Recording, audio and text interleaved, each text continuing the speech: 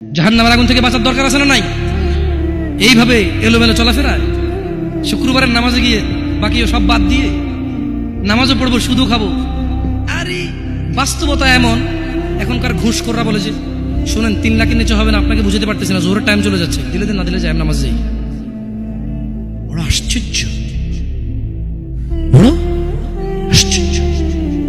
আরে ভাই, নামাজ আল্লাহর সাথে অপরাধ, ক্ষমাকারী কে? জানা আল্লাহর সাথে অপরাধ, ক্ষমাকারী কে? মদ পান আল্লাহর সাথে অপরাধ, ক্ষমাকারী কে? কিন্তু যার থেকে ঘুষ নিছেন, এটা কি আল্লাহর হোক না মানুষের হোক? ক্ষমাকারী কে? মানুষ, আল্লাহ না। আল্লাহ ক্ষমা করবে না, আল্লাহ নিজের উপরে হারাম করে দিয়েছে এটা। আপনি যদি বলেন যে আমি 3 দিন ভাত খাবো না, পারবেন? এই ওয়াদার উপর থাকতে পারবেন নাকি খিদের জ্বালা খেতেই হবে? আল্লাহ এতটাই ক্ষমতাবান, তিনি যদি বলেন যে আমি এটা করব না, তিনি এটা না করে থাকতে পারেন।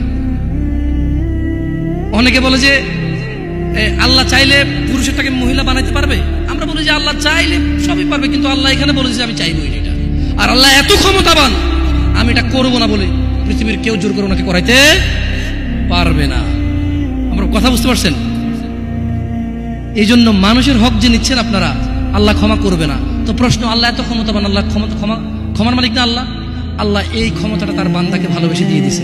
হ্যাঁ বান্দা নে, তোকে দিয়ে দিলাম এখতিয়ার, আমি আল্লাহ মিথ্যা কথা বলি না। তোর হক যে খাবে, তুই মাফ করলে সে মাফ পাবে, আমি মাফ করবো না। আমি দাখিলে দিব না জায়গা, কি করবে না?